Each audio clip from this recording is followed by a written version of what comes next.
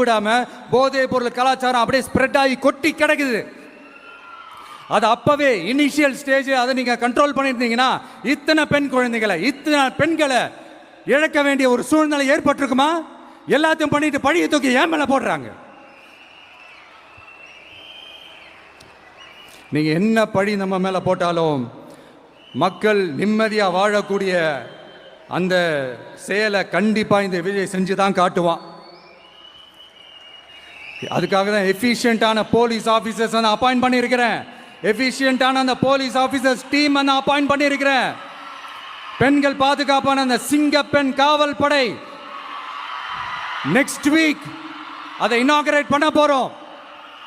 தப்பு செஞ்சவங்களுக்கான தண்டனை, அதுக்கான சார்ஜ் ஷீட் எல்லாமே ரொம்ப ஃபாஸ்டா ரொம்ப ஸ்பீடா செய்யறதுக்கான அந்த வேலையை செய்ய சொல்லி இருக்கிறோம். கோர்ட்ல கூட தப்பு செஞ்சவங்களுக்கான அந்த கடுமையான தண்டனை வாங்கி கொடுக்கறதுக்கான அந்த வேலையையும் ரொம்ப சீக்கிரமா செய்ய சொல்லி இருக்கிறோம். அதனால நீங்க என்ன பழி நம்ம மேல போட்டாலும் உண்மையா உறுதியா மக்களுக்கு தேவையான எல்லா விஷயங்களையும் இந்த விஜய் செஞ்சு தான் காட்டுவான்.